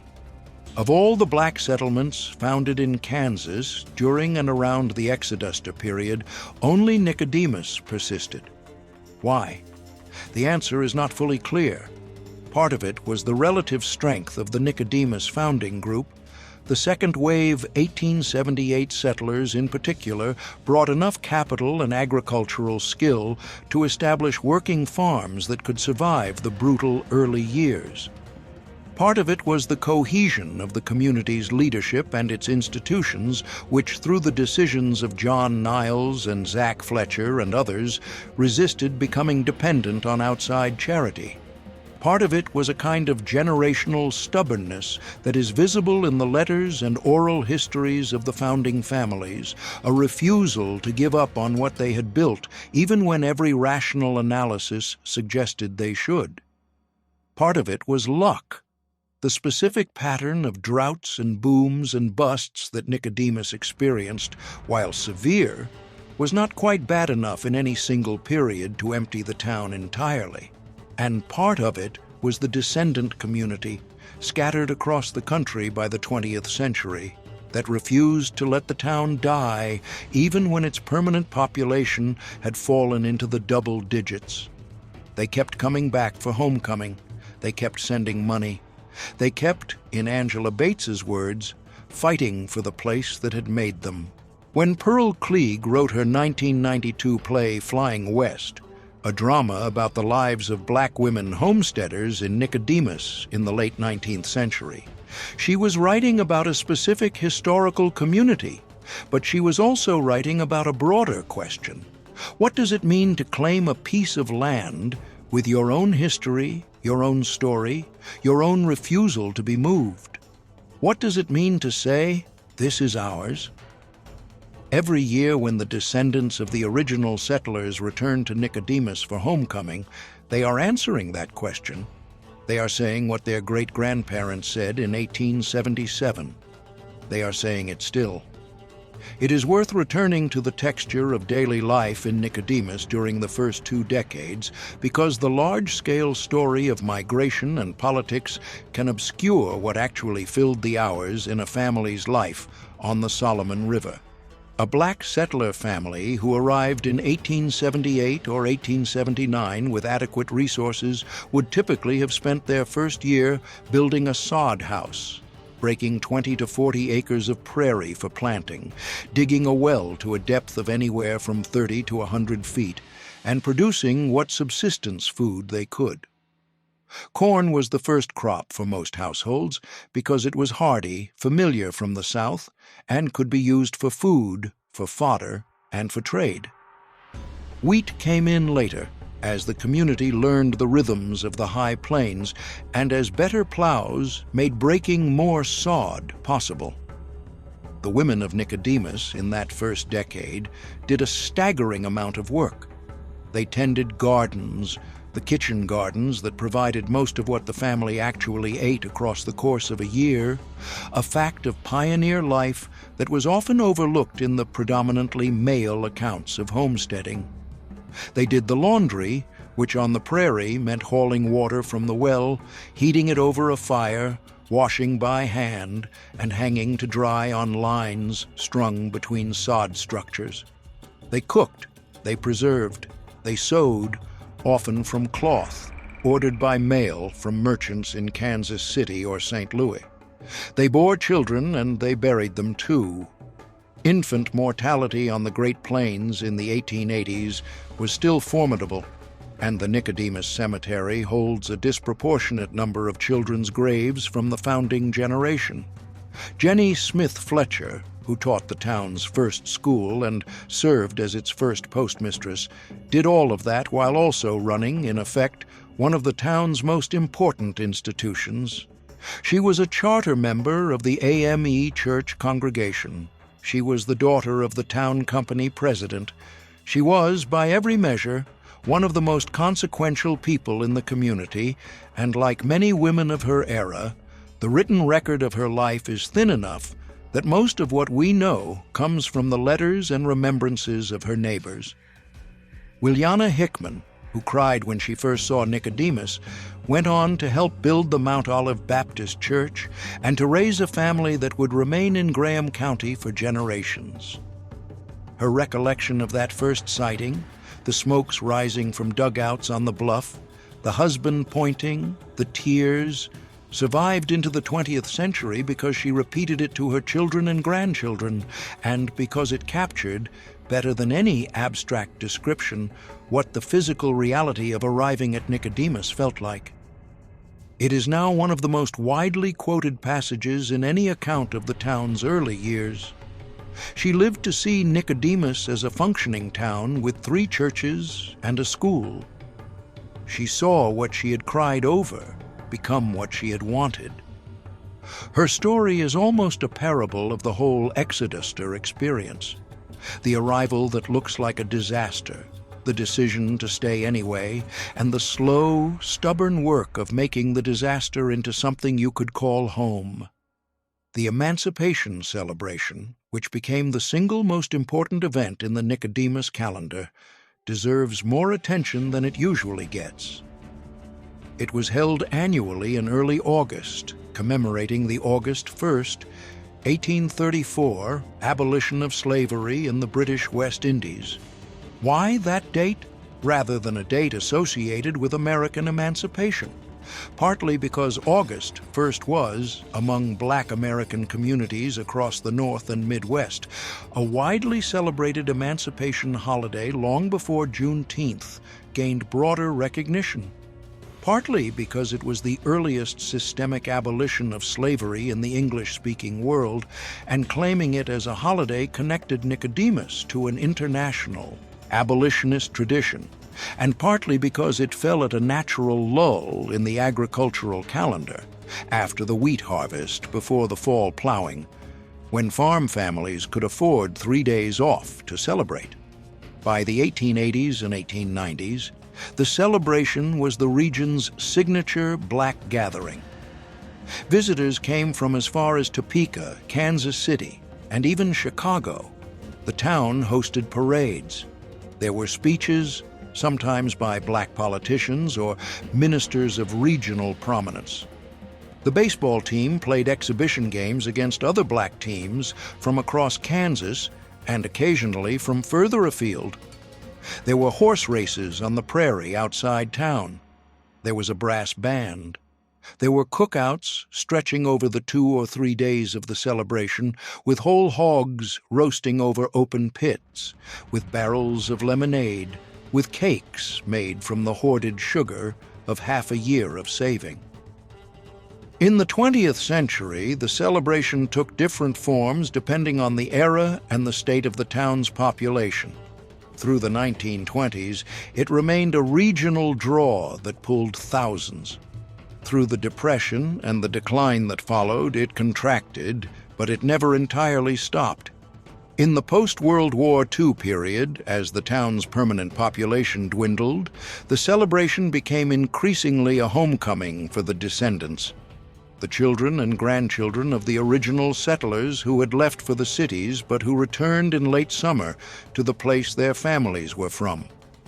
Today, under the name Homecoming, it is held every year on the last weekend of July. Hundreds of descendants attend. The parade still goes down the main street.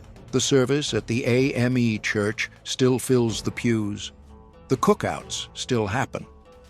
What binds these celebrations across 150 years is not ceremony. It is memory. It is the specific, stubborn memory of where a particular group of Black Americans went, why they went there, and what they built when they arrived. In a country that has spent much of its history trying to forget what it did to black people in slavery and in the decades that followed, Nicodemus is an act of remembering. The descendants who return every year are not only commemorating their ancestors, they are insisting that those ancestors existed, that they mattered, that the founding of Nicodemus was an American event as significant as anything else that happened on the Great Plains in the 19th century, which brings the story back to Angela Bates and to the family whose lives thread the whole arc of this history together. Angela Bates's great-great-grandparents, Perry and America Bates, were among the homesteaders who came to Nicodemus in the earliest years and established a farm outside town. A surviving photograph from the Library of Congress, taken in front of their homestead, shows Perry and America standing beside their oxen, with their children James and Martha in the frame. James Bates, one of the 2 children in that photograph, grew up to become Angela Bates's great-grandfather. Perry in America's Family is one of many in Nicodemus, whose photographic and documentary record allows us to trace the town through 3 and 4 and 5 generations of descendants. They were not famous. They did not hold statewide office like Edward McCabe, or lead the town company like John Niles, or build the St. Francis Hotel like Zach Fletcher. They were farmers. They worked the land. They raised children who now, a century and a half later, return every summer to walk the streets their ancestors laid out. Emma Johnson, a founder-generation Nicodemus resident whose name survives through her descendants, came from Lexington and Georgetown, Kentucky. She was, according to her descendants today, one of the women who made the decision to leave Kentucky in 1877 to follow the Nicodemus circulars west. Her line would run directly to Angela Bates, who now serves as executive director of the Nicodemus Historical Society and who has spent decades preserving the buildings, records, and oral histories of the town.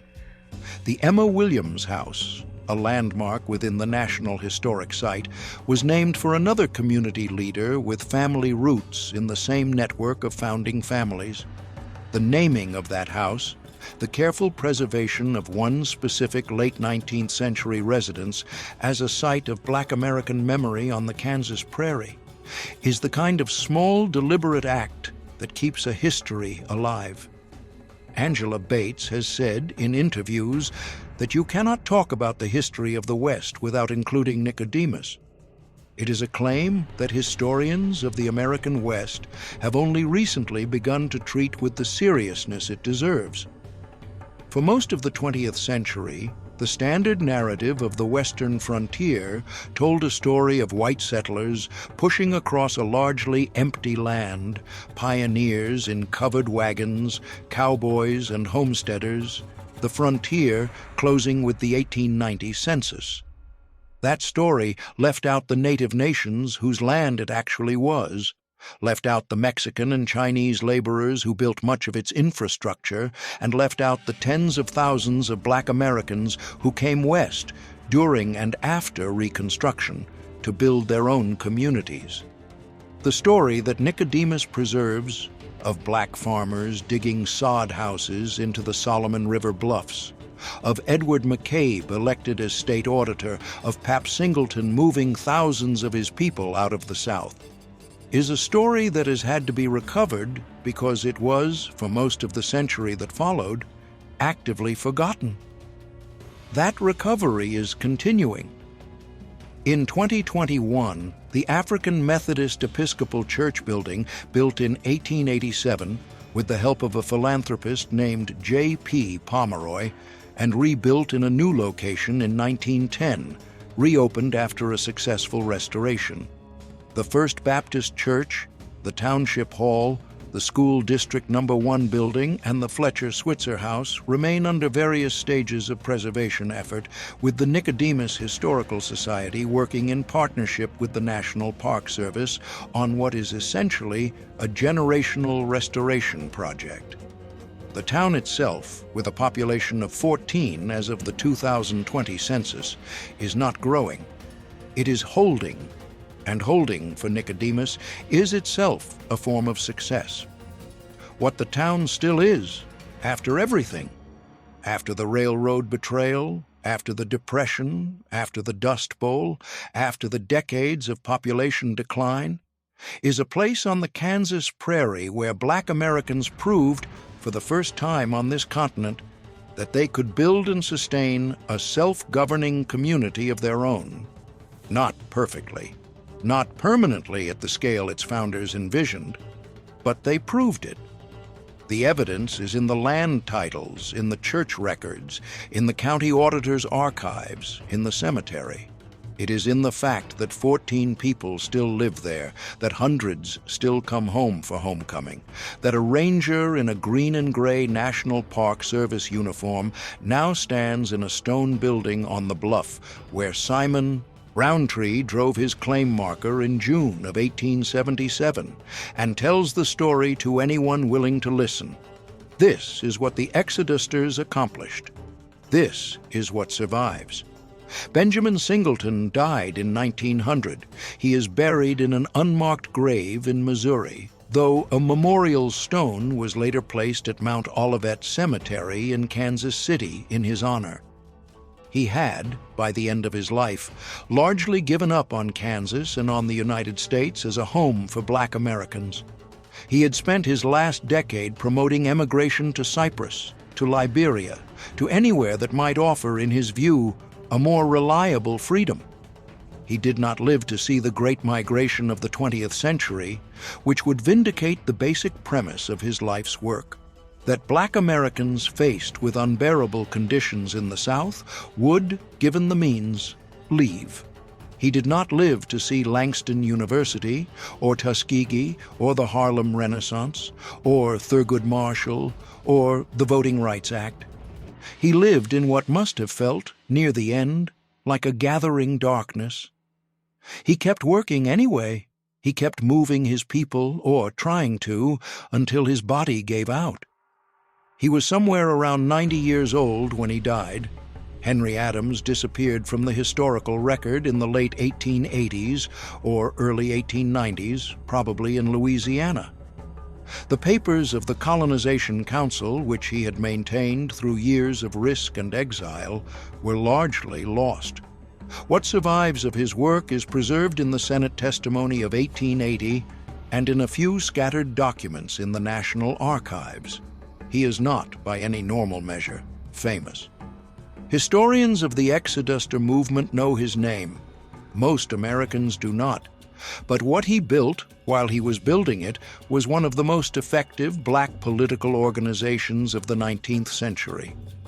The Colonization Council kept lists. It kept witnesses. It moved 98,000 signatures onto emigration rolls in Louisiana alone. It did this against a backdrop of systematic violence that would have broken most organizations in weeks. It did not break. Adams did not break. Edward P. McCabe died in 1920 in Chicago, far from the Oklahoma Territory where he had spent his last energetic years. The all-black state he had hoped to establish never came into being. The black towns he had helped to found in Oklahoma mostly declined into the same kind of museum of themselves existence that Nicodemus came to occupy. But McCabe's 2 terms as Kansas state auditor from 1883 to 1887 stand on the federal and state records as what they were, the first time, outside the briefly Reconstruction-governed southern states, that an African American held a major statewide office in the United States. That record, once established, could not be unestablished. McCabe walked through a door that had not previously been opened, and though the door was closed again behind him in many ways, the fact that he had walked through it could never be retracted. John Wayne Niles, the president of the Nicodemus Town Company, who founded the Indemnity Party in the 1880s, lived into the early 20th century. His reparations advocacy, considered fringe in his own day, prefigured arguments that would be made by black thinkers and organizers over the course of the 20th century and into the present. His vision, that the United States owed its formerly enslaved population a material debt and that the debt should be paid in the form of direct compensation, was at the time dismissed by white politicians and by many black leaders as well. It is now, a century and a half later, a serious and active debate in American public life. Niles saw the question clearly, and he saw it early. The long argument over what America owes to the descendants of its enslaved people is an argument he helped to start. Zach and Jenny Fletcher died in Nicodemus. Their home, the Fletcher Switzer House, still stands. Their descendants still come home for homecoming. Williana Hickman died in Nicodemus. Daniel Hickman died in Nicodemus. Emma Williams, whose child was the first black child born in Graham County, died in Nicodemus. The cemetery holds them all. The town remembers them. The country, belatedly and imperfectly, is beginning to remember them too. When the historian looks back at the Exoduster movement, the temptation is to measure it against the scale of what it did not achieve. It did not reverse Jim Crow. It did not establish a black homeland in the West. It did not build a sustainable network of black farming towns across the Great Plains. Most of what its leaders set out to accomplish was, in the strict sense, a failure. Singleton's own judgment by the end of his life was that the move to Kansas had not worked. The brutal decades of segregation and disenfranchisement that followed the Exodus proved that no amount of geographical distance could, by itself, secure black Americans against the determination of white supremacy to reach them. But measuring the Exodus against what it did not achieve misses what it actually was. The Exodus was a refusal. It was the first mass expression by ordinary black Southerners of a willingness to act collectively in defiance of the political and economic terms that had been set for them. It moved 40,000 people 1,000 miles on the strength of their own organization, their own churches, their own leadership, their own capital, against the active opposition of every state and federal institution that had the power to help them. It produced at least one town, Nicodemus, that, against every reasonable odd, is still there. It produced at least one statewide black office holder, Edward McCabe, whose name is still on the Kansas records. It produced the conceptual and organizational template for the Great Migration that would follow a generation later. And it produced a story that, for the descendants of the people who made the journey, has never stopped meaning what it meant in 1879. It means that you can leave. It means that you can build. It means that the country you were born into is not necessarily the country you have to die in. It means that when the laws turn against you and the ropes come out at night, there is sometimes a horizon, and sometimes you can reach it, and sometimes what you build there will still be standing 150 years after you laid the first sod. There is one more thing worth saying about the land itself, and about what it means to claim a place the way the Exodusters claimed the Solomon Valley. The Kansas prairie, when the first dugouts were scraped into the bluff above the river in 1877, was not a neutral landscape. It carried the print of every people who had crossed it before. The Osage, whose hunting parties brought food to the starving first settlers, had been moved south only a few years earlier. The Pawnee had been moved before them. The bison that had grazed the Solomon Valley in enormous herds had been slaughtered systematically by commercial hunters in the early 1870s, part of a deliberate federal strategy to starve the Plains nations into submission on the reservations. The bones that the first black settlers gathered and sold to eastern fertilizer plants were the residue of that slaughter. Every piece of income the earliest Nicodemus families extracted from the prairie was, in one way, the final harvest of the Plains Empire the United States had destroyed to make room for them. This is the kind of complicated, interlocking history that the standard frontier narrative tends to flatten. The Exodusters did not make the destruction of the Plains nations happen. They were not responsible for it, but their presence on the Solomon River was made possible by it, and the relationship between the two movements, the forced displacement of native peoples, the freely chosen emigration of formerly enslaved African Americans, is part of the honest story of what the Great Plains became in the late 19th century. What is striking in the oral histories and surviving documentary traces of the founding years at Nicodemus is that the community itself seemed to understand this. The help received from the Osage in the first winter was remembered, and remembered specifically. The Exodusters did not arrive at Nicodemus believing they were entering an empty land. They knew the land had been lived on by others. They knew because some of those others walked into their camp in December of 1877 with venison and cottonwood firewood. The settlers of Nicodemus were not naive about the country they had come to. They had come out of a system that had used them as property, and they were moving into a country that had been cleared for them by force. They were not, by any available account, celebratory about this. They were making a hard calculation in hard circumstances, and they made it knowing, at least partially, what it cost. There is a final piece of the story that needs to be included, and it concerns the texture of black political life in Nicodemus in the first 2 decades. The town, from the start, was an explicitly political place. Its founders had chosen a name, whether from the Bible or from the Henry Clay work song, that carried a specific political meaning: rebirth, new beginning, the waking of a people after a long night. The circulars that Hill and Smith and Roundtree distributed across the South framed the town as a place of black self-government. The town company elected black officers. County clerks and township officials, in the years when Graham County had a significant black population concentration, were often black men elected by black voters. The 1880 election for the Graham County seat, in which Nicodemus competed with the town of Millbrook and lost, was a contest over whether a black-majority town would be the administrative center of a predominantly white county. The fact that Nicodemus competed seriously for that honor, and the fact that it lost by political maneuvering rather than by population count, tells you something about how substantial black political participation in the county was in 1880.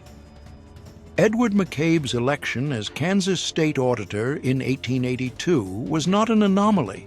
It was the logical extension of the political culture that had been built in Nicodemus and similar communities across Kansas during the Exoduster years.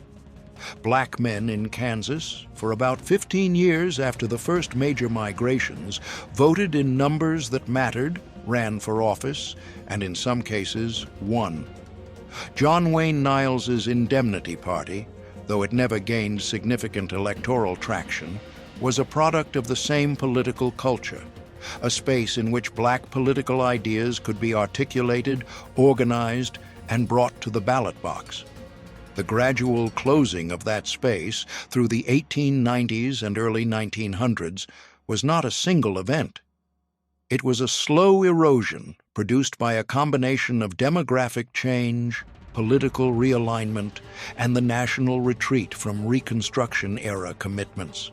But for a time, in a specific corner of northwestern Kansas, something like the political life that Reconstruction had briefly promised in the South actually existed, that it existed at all, that a black man from Nicodemus could be sworn in as the auditor of a state, that a black-led political party could be founded in the town, that black voters could decide county elections, is one of the most consequential and underappreciated facts of late 19th century American history.